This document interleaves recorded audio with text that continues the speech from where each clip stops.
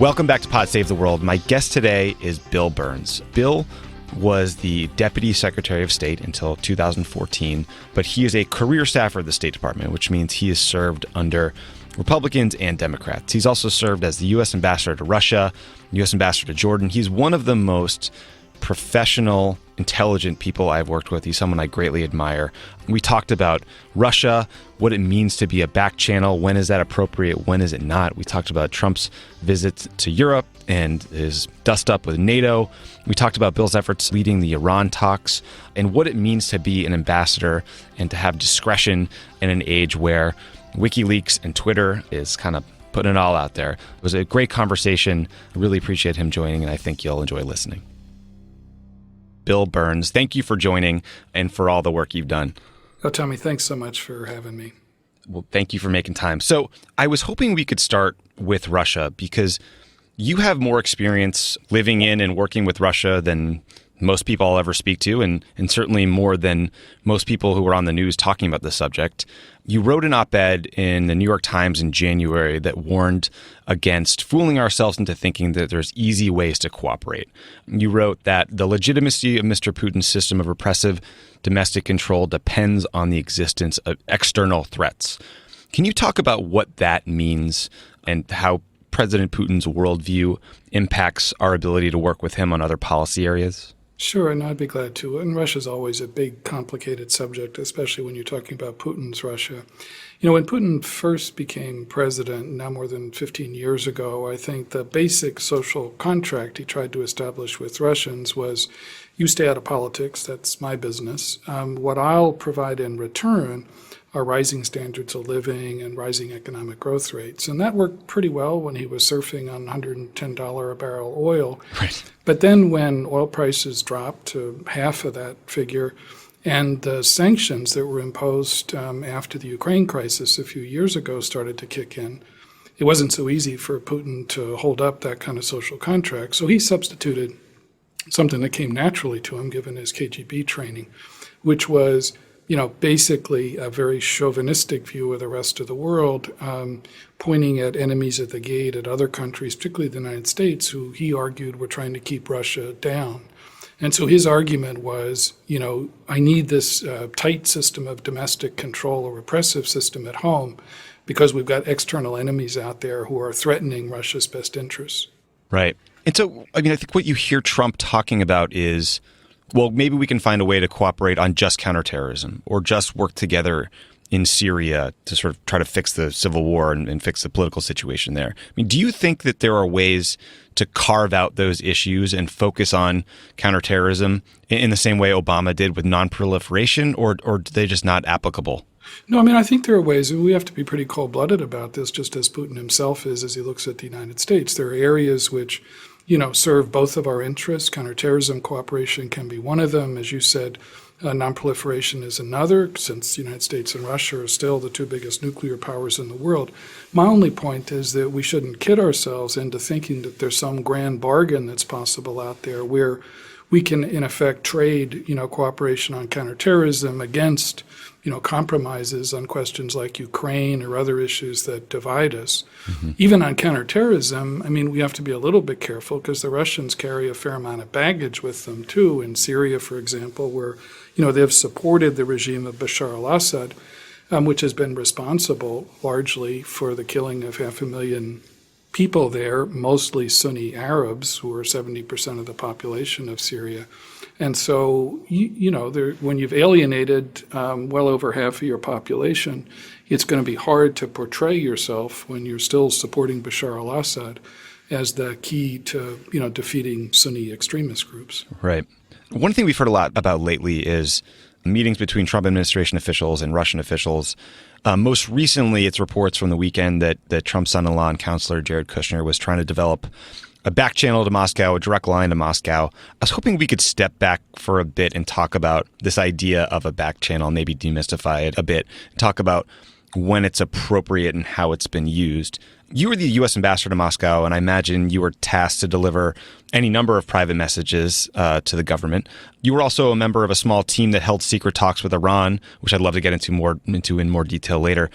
What's the point of these back channels And why do you think they're useful to presidents? Sure. Well, most diplomatic business is done in front channels, through your embassies in other countries, through visits by senior officials, where the subject matter that you're discussing may be confidential, but where the fact of those discussions is visible to everybody.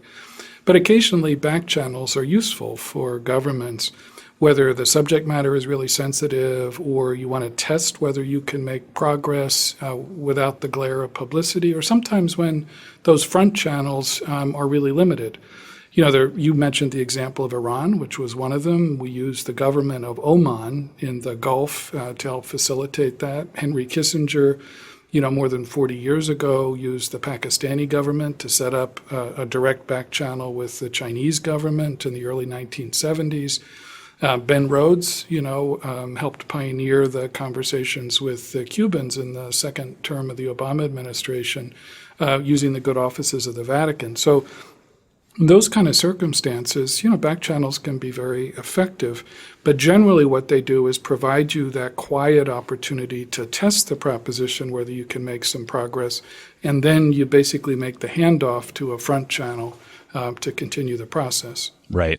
Do you think it was appropriate, inappropriate to do this during the transition, or to consider using a foreign government's facility and their communications gear, or is that sort of beside the point?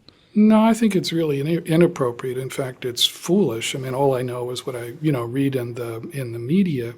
But there are two things that are striking about at least what you read. The first is, just as you said, Tommy, it's during a transition.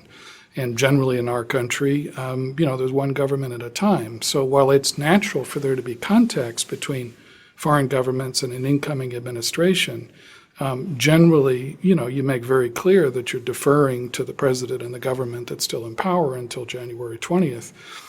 So that's unusual to at least apparently be trying to set up a channel to begin to do business before you're actually in office. And then what's especially unusual and I think quite disturbing is the notion that you'd use an adversarial government's secure communications channel as the basis for communication, basically so that you're cutting out your own government, whether you don't trust them or whatever. And that's a big problem, I think. Yeah, that struck me as strange. I mean, you lived in Moscow, you worked in Moscow, you were the ambassador, you lived in the embassy. How do you think relations are now compared to other points of friction in our history? Where would you judge things? Oh, relations are at a really complicated point, at a low point, I think, right now, where there's huge mistrust on both sides. I think the, Russian hacking of our election over the past year is a very serious challenge to our own democratic system. So there are lots of reasons for mistrust on our side. Having said that, we don't have the luxury of just ignoring Russia. It's still a big, important country in the world. Our relationship is going to be at best competitive and oftentimes adversarial. And so we're going to, need to manage that, I think. But we should do it, as I was saying before, without any great illusions, I think, about early breakthroughs or partnerships. Mm-hmm. My last question on Russia is I was struck by the press conference from the newly elected president, Emmanuel Macron from France. He did a press conference where he stood next to President Putin, and he called RT and Sputnik, two Kremlin-backed news agencies, lying propaganda. Do you think that truth-telling is necessary and appropriately when a country is brazenly interfered in our political system? Or is that a display of, you called it in your op-ed, gratuitous disrespect that you warned against? And I think that some people said Obama might have committed when he dismissed Russia as a regional power that acted more out of weakness than strength. Yeah, I mean, I remember President Obama's comment about a regional power, and, my only reaction to that is it's a pretty goddamn big region, across 11 time zones. But I think what President Macron said was very straightforward, and I admire it. He spoke the truth. And a lot of times in diplomacy, that's exactly what you have to do. Yeah, right. Speaking of Europe, President Trump just wrapped up his first foreign trip, included meetings at NATO, a G7 meeting, any number of conversations bilaterally with European allies. To me, the most striking thing that came out this week was his refusal to publicly recommit to honoring Article 5, which stipulates that NATO allies must come to the aid of an ally under attack. After that trip, Chancellor Merkel said that Europe can't rely on the U.S. and the U.K. anymore and must take destiny in our own hands. Are these sort of a blunt statement of current political reality, or is this something larger and more troubling? Well, I think it is something larger, and we ought to be worried about it as well, because, we take for granted our closest allies in the world at our own peril. I mean, those alliances, especially the transatlantic alliance, is what sets us apart from lonelier powers like Russia or China, who don't have the benefit of large alliance systems or systems of partners to help deal with lots of the 21st century problems before us. So, I think when you have, one of your closest allies expressing that kind of concern, it is, in a larger sense, very troubling. Yeah. I guess my question is, how do we get people to understand that and to care? Because I find myself complaining about it on Twitter or whatever. I just sound like kind of a weenie that we should stand by our European friends. I mean, is there a tangible example that we should point people to about why this is so important that we have these great relationships with allies like the Europeans? Yeah, I mean, I think you have to be practical about it, too. I mean, first thing I'd say is there was nothing wrong with, President Trump or, Secretary Mattis or others expressing concern about our NATO allies not contributing as much to our collective defense as they ought to. Right. That's something that their predecessors have done. I remember when Bob Gates was leaving as Secretary of Defense, he delivered a very pointed message to that effect. In Brussels. So that's important to do, but how you do it is also really important, because just as you were suggesting, Tommy, you want to do it in a way in which you're providing some reassurance, some sense of empathy for what Europeans are going through right now, and a clear sense of our commitment to Article 5, to, the fact that we buy into the notion that an attack on any one NATO ally is an attack on all of us. So I do think you have to be practical, though. You can't just invoke the importance of alliances for the sake of alliances. I think the reality is, as you look back over, the history of the last century, it's the success of the NATO alliance that enabled Europe to avoid repeating the awful wars of the first half of the last century, World War I and World War II. It's the success of the NATO alliance that helped produce, success in the Cold War for the United States and our partners. And it really is the NATO alliance, along with our other alliances around the world, that gives us a leg up in dealing with lots of challenges around the world that no one country is going to be able to solve. So whether it's, conflict in the Middle East or even problems of climate change, it's not so much NATO itself as a mechanism, but our transatlantic partners who share, a common interest in dealing with those problems, and also have a common set of values which informs how they go about doing that. Right. One of the collective challenges I think we needed Europe to address was Iran. Right. You were part of a small team that held secret talks with Iran to broker the Iran deal. But interestingly, you actually started pushing for more engagement with Iran back in 2008 during the Bush administration, when it was a far more lonely position, especially, I imagine, within the Situation Room at that time. Why did you push for talks early? And did you see changes from 2008 to 2014 when we were ultimately successful in getting a deal that led to that success? Yeah, I mean, I did. It just seemed to me that this is, without any illusions, that this was one of those cases where, giving your fullest effort to diplomacy was, critical for the United States and for our partners. If you look at, the problem that Iran's nuclear program posed, the fact that the Iranians insisted this was a civilian program, but we had lots of reasons for mistrust, since they weren't transparent about what they were doing, since in 2009, as you know and remember, our intelligence community, discovered a secret site that they had built into the side of a mountain, not exactly the best advertisement for a civilian nuclear site. So we had lots of reasons to be mistrustful. But the problem was, if you looked at the tools available to us for dealing with this problem, the use of force was certainly one of them. But what you couldn't bomb away was the know-how that Iranian scientists had developed. They knew their way around the nuclear fuel cycle. They knew how to enrich material, potentially to weapons grade. And so what you needed to do was to test whether you could make diplomacy effective. In order to do that, you had to do two things. You had to build leverage on the one hand, and on the other hand, you had to make clear you were prepared to engage with them directly and with the Iranians. And that's what we had not been prepared to do until the very end of the Bush administration, when I was instructed to join the so-called P5+1 countries, the 5 permanent members of the Security Council and Germany. in a set of discussions with the Iranians. And, in a sense, what then President Obama tried to do was both a test of whether the Iranians were serious about a negotiated resolution, but it was also an investment in that wider international solidarity so we could make clear that we're not the problem. We're prepared to sit down and deal directly with the Iranians, however mistrustful we may be. But it was their unwillingness to deal in a constructive way in those negotiations that enabled us to go to our partners and to go to the Russians and Chinese as well and say, we're going to have to build greater leverage and step up sanctions pressure against the Iranians. And that's really what took place over the first term of President Obama's presidency, put us in a position by the beginning of 2013 in his second term where, Iranians' oil exports had dropped by 50%, the value of their currency had dropped by 50%, and their minds were focused. So that gave us a diplomatic opportunity. Right. I remember going, not during the secret talks, I remember going with you and that team to the P5+1 talks in Geneva, and my memories of that trip were that this beautiful Swiss chalet filled with foreign diplomats was one of the cooler places I'd ever been in my life. I remember paying $50 for a hamburger, but there wasn't a lot of success that came out of it. How did you keep fighting for more engagement and keep pushing the government forward to get people to support these talks when there's not necessarily any political upside back home to support that effort?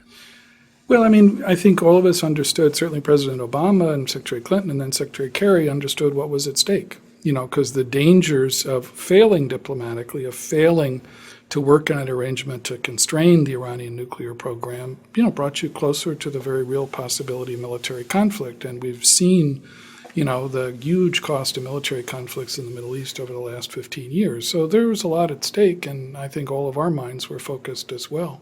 Yeah. So, I think, our challenge then was, how do you supply what had been the missing link up until that point was an opportunity to speak directly and quietly to the Iranians themselves to test, whether or not you could make progress in negotiations. Not as a way around the P5+1 process, because it was really important for us to work with our allies and our partners, but as a way of testing, whether or not the Iranians were serious, and then, taking whatever progress we could make in those direct talks with the Iranians, those bilateral talks between the United States and Iran, back into the larger P5+1 process. You're geeking out with me on Pod Save the World. More on the way. Pod Save the World is brought to you by The Skim. In 2017, there is way too much going on for one person to keep up with. That's why you need Pod Save America. Thank you. Pod Save the World and The Skim. Excuse me? And Love It or Leave It. Thank on you. Weekends. If you wanted a few chuckles. Yeah. Substantive and informative. What the fuck, guys? They give you all the important news information you need to start your day in just 5 minutes or less. The Skim serves up the news right when you need it in one simple email every single morning with style and no BS. It's fun, it's informative, it's free. They cover politics, world events, sports, entertainment, so you'll have some serious facts on hand when you're talking to coworkers or want to impress your date. This is not a free trial. The Skim is always free every day. There's nothing to pay and only knowledge to gain. If that doesn't for you, I've got one word. Skim? You know what's occurred to me? You're never going to guess the word. Oprah. She endorsed The Skim. Oh, that's reason enough right there. I never thought about this before. Like, first dates are a nightmare. First dates about Trump. That's like the topic in all these dates. Think about how many boring, bad dates you're talking about Trump. Ugh. And discovering you don't like this person because they're terrible. I mean, we do it for a living, but... I know, but with a first date, it's like... Anyway, let's finish the ad. The Skim. Join over 5 million people who wake up with The Skim every morning. Sign up today at theskim.com/crookedworld, and you'll be entered to win a $250 Visa gift card. That's theskim.com/crookedworld with The Skim. That's 2 M's spelled SKIMM.com/crookedworld. Sign up right now for The Skim and enter for your chance to win a $250 Visa gift card at theskim.com/crookedworld. So nice to meet you. Trump. Pod Save the World is also brought to you by SeatGeek. Buying tickets to sports and concerts can be complicated, but there's a better, simpler way to buy with SeatGeek. SeatGeek is the smartest, easiest way to get tickets to live events. With SeatGeek's seamless mobile experience, you can buy and sell tickets in just two taps. SeatGeek helps you find the best seats at the best prices, fully guaranteed. There's nothing quite like seeing your favorite team or musician play in person, and SeatGeek will get you closer to the action for a great value. We received an email this weekend from a former high-level We did. Obama advisor.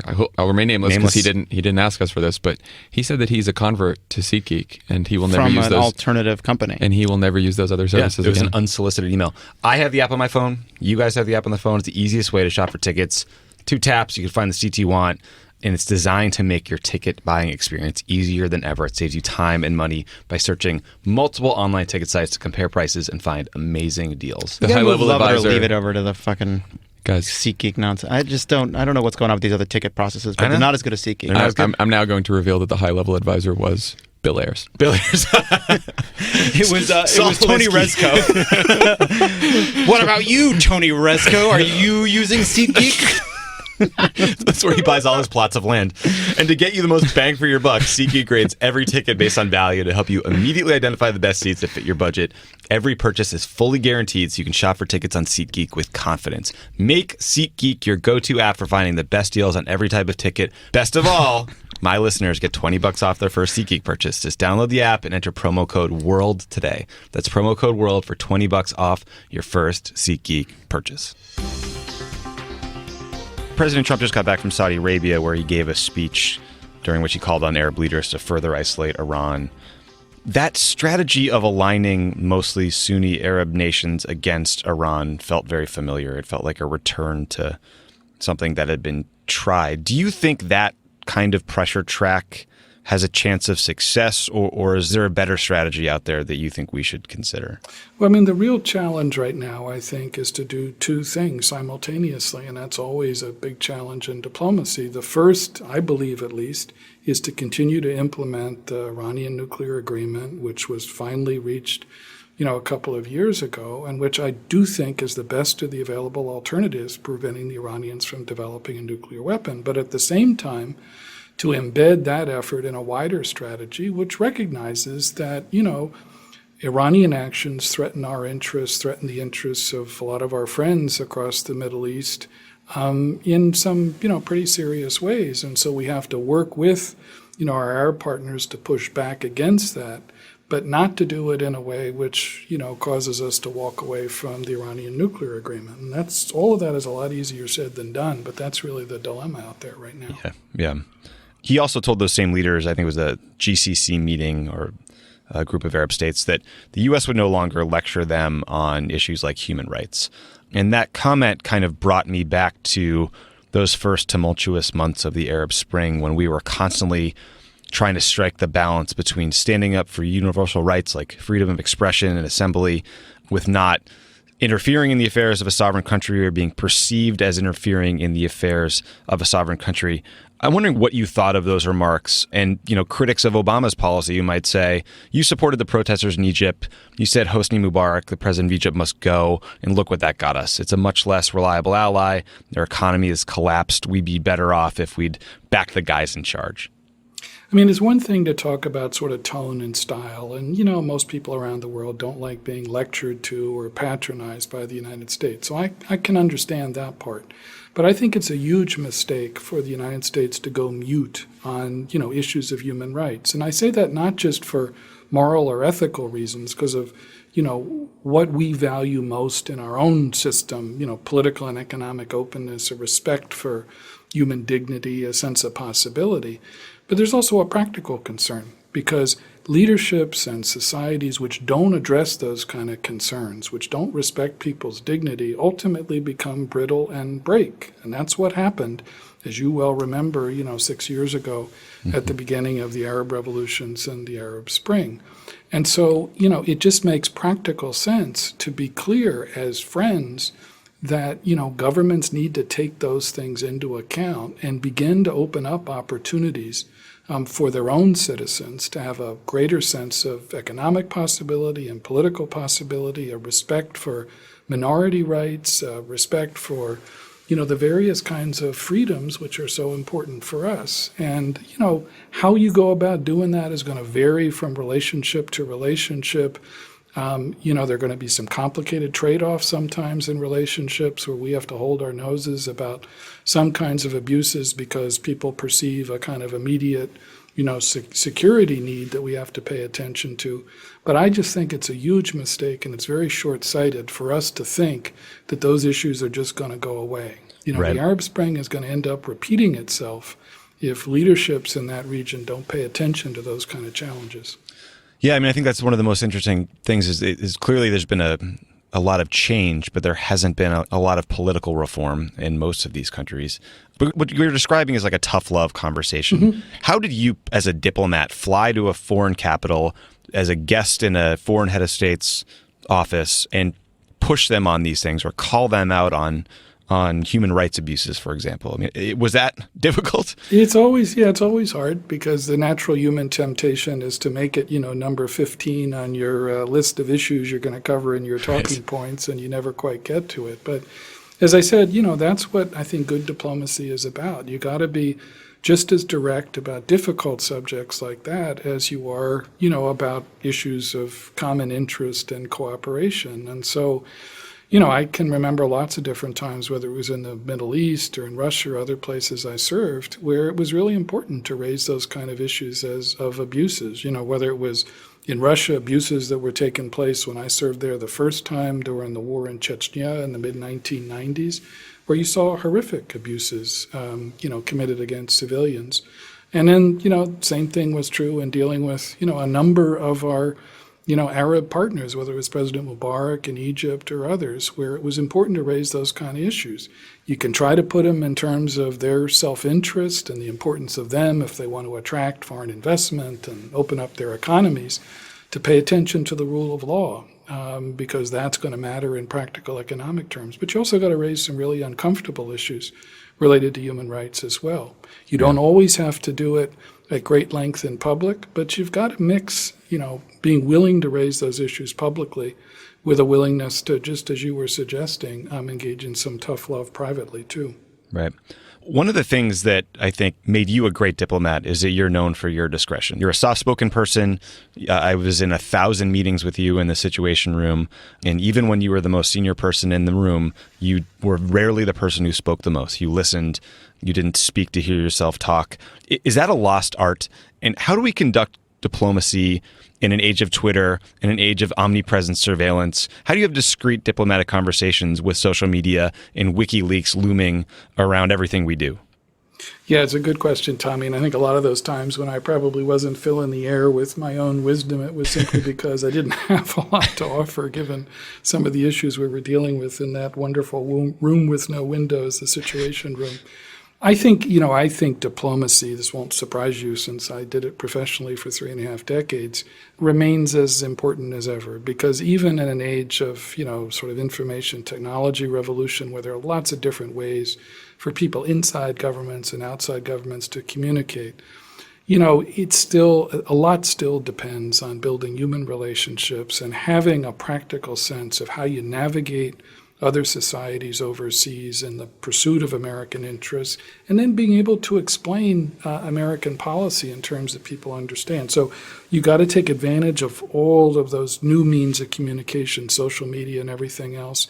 But at the end of the day, you also have to focus a lot on those kind of human relationships, not just with senior government officials, but also with people, across societies as well. Because one of the things that I learned during the Obama administration in particular was that diplomacy is not just about relations between governments anymore. It's also about relations between societies. I mean, I think another lost art of diplomacy that people talk about is writing cables back to Washington that are informative, but also, I think, entertaining enough to get read. You wrote one about a wedding you attended in Dagestan, I believe, with Ramzan Kadyrov, who is the president of Chechnya.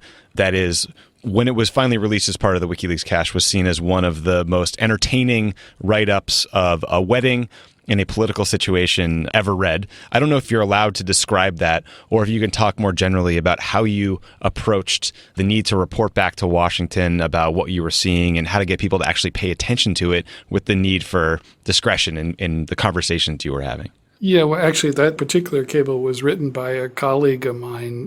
But I had the opportunity over the course of my career to, write lots of cables. And I always felt, especially the places I was serving in the Middle East and in Russia, if you couldn't inject some color in those places and describing those places, then you needed to find another profession.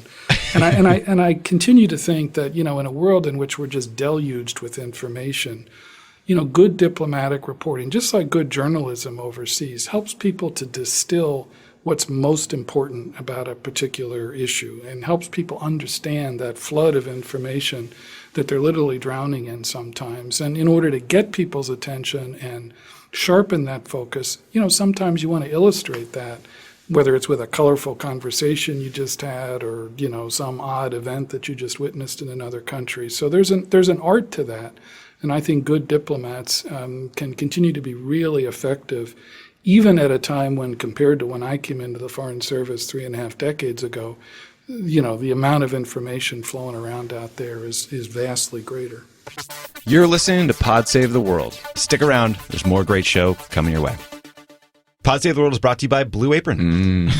What is Blue Apron, guys? It's the #1 fresh ingredient and recipe delivery service in the country. Yeah, I think we know that.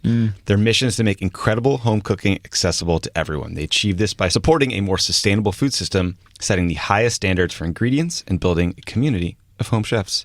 Cooking together builds strong family bonds. It does. Research shows that families that cook together stay together. Cook nearly 3 times more often. And those who spend a lot at restaurants or at high-end grocery stores can now spend under $10 per person. People don't realize this, but Olive Garden is one of the leading causes of divorce in the United States. Some of the featured upcoming meals include spiced zucchini enchiladas with creamy lime and tomato rice. What? We didn't get that on Pod Save America. Peach honey glazed chicken and mashed sweet potatoes with collard greens and Thai basil. Do you guys miss the fake recipes? Me too. That's because not all ingredients are created equal. Fresh, high-quality ingredients make a real difference. So it's important to know where your food comes from, especially if it's from New Jersey. Is Pod Save the World getting all the new recipes? Have we been missing this? Yeah. Do Pod Save the World, do they get a different menu?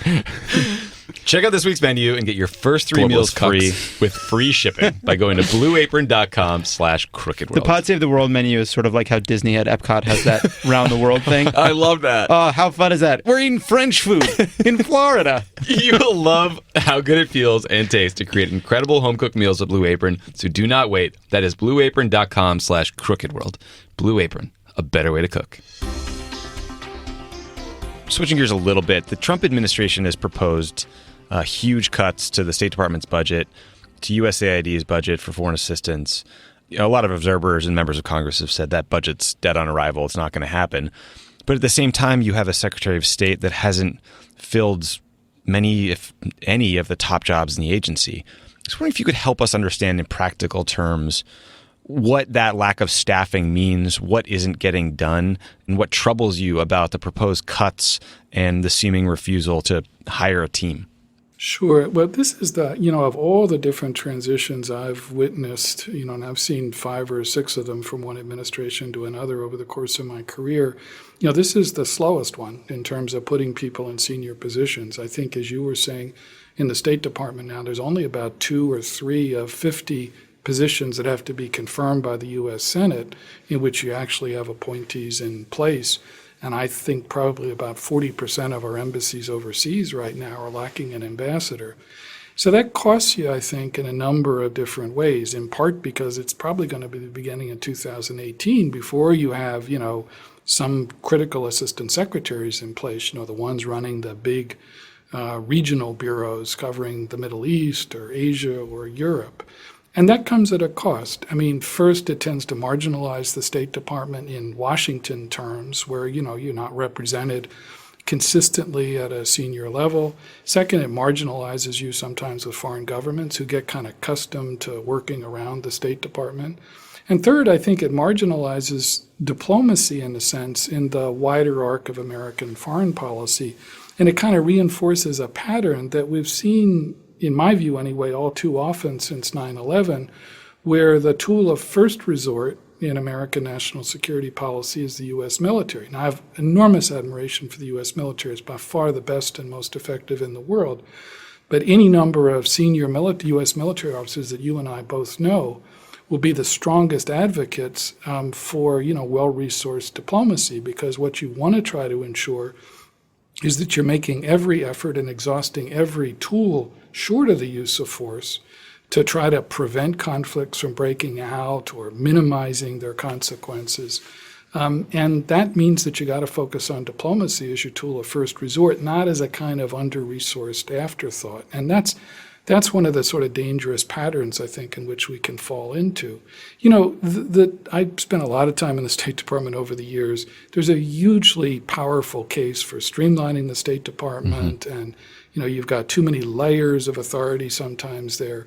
But when you're talking about 30% budget cuts in a relatively small institution like the State Department, or 30% budget cuts in foreign assistance, it reflects a kind of diminished view of the value of diplomacy and of the value of foreign assistance too, because, you know, a little bit of preventive investment in fragile societies can help prevent situations in which the U.S. military gets dragged in ultimately at far greater cost in terms of human life and, you know, financial assets of the United States. So, you know, as you can tell, I'm a big believer in trying to invest a little bit in diplomacy. Yeah, and invest in people.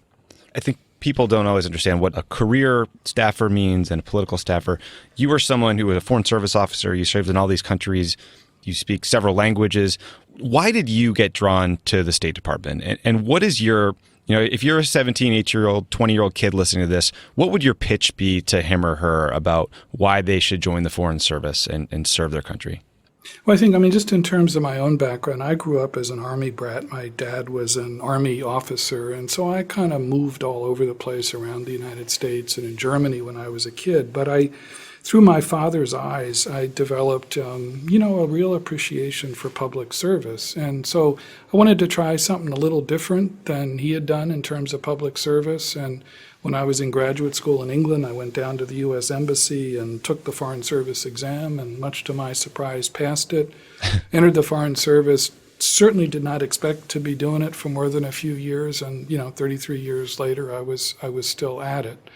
It's a hugely important opportunity, it seems to me, being an American diplomat, to make a difference in the world and the promotion of the interests of your own country.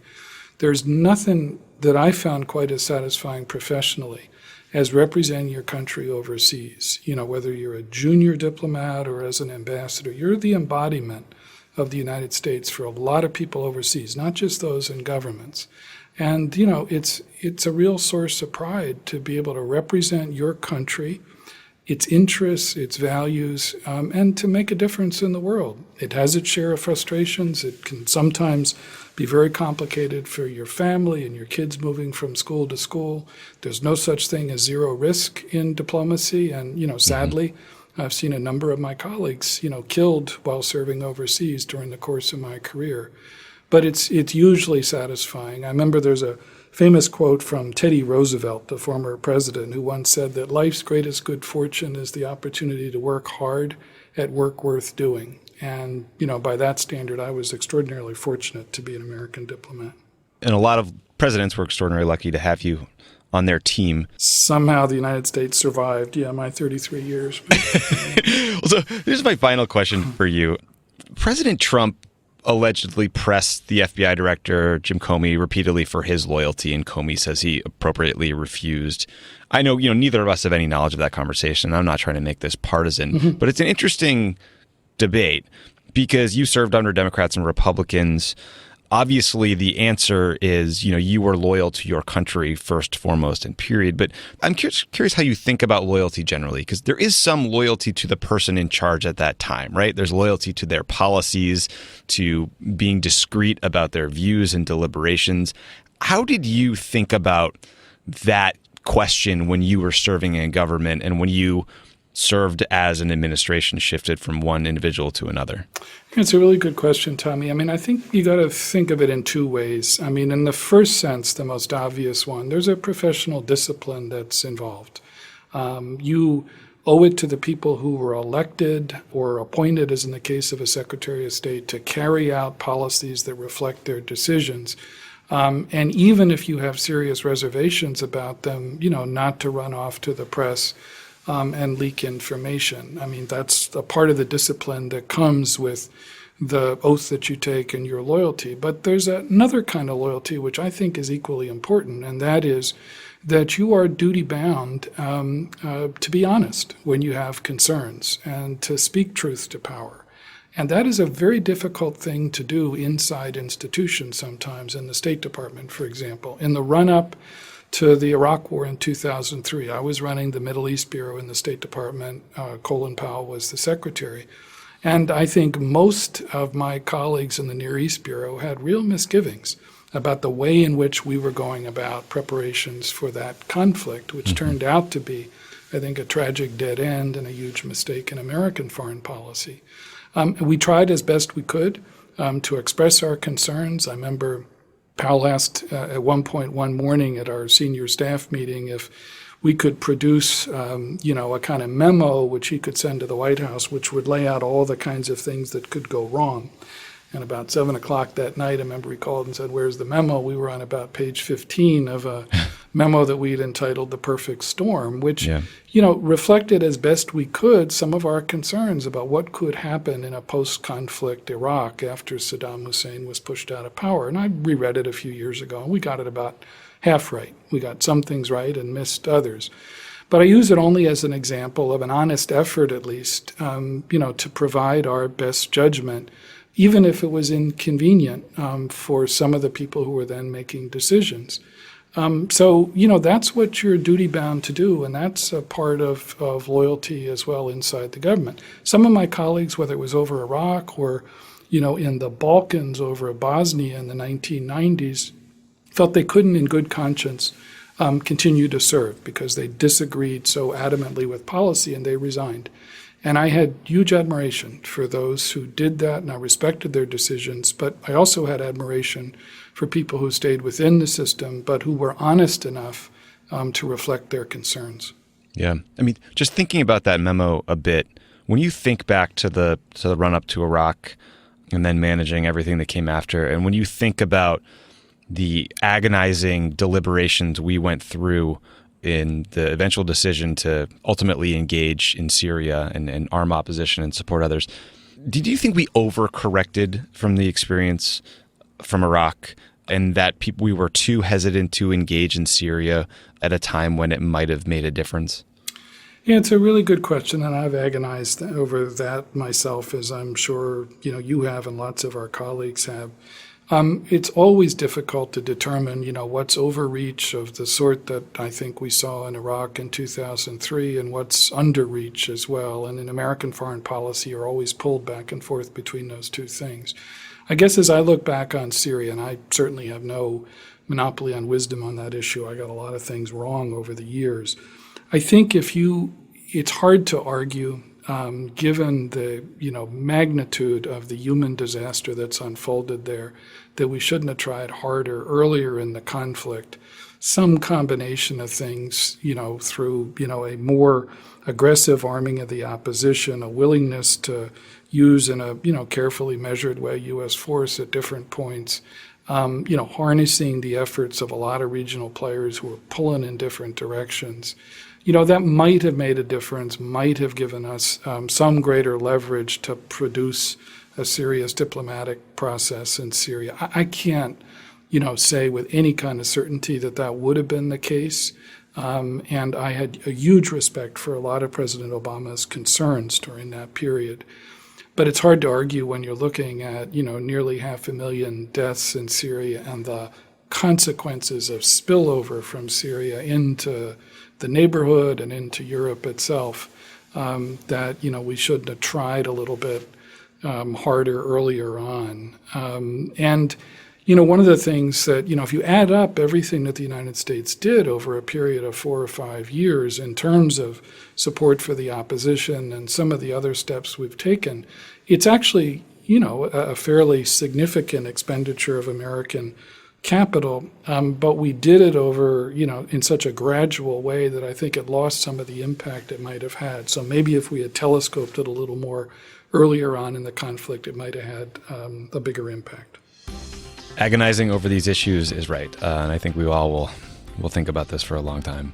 Bill, thank you so much for being on the show today. I miss working with you. You were someone who inspired a lot of people that came into the White House with no experience working with diplomats or in national security, who looked up to you and were impressed by your professionalism and the great work you did. So thank you for joining me today. Tommy, it's really a pleasure. Take good care of yourself. You too.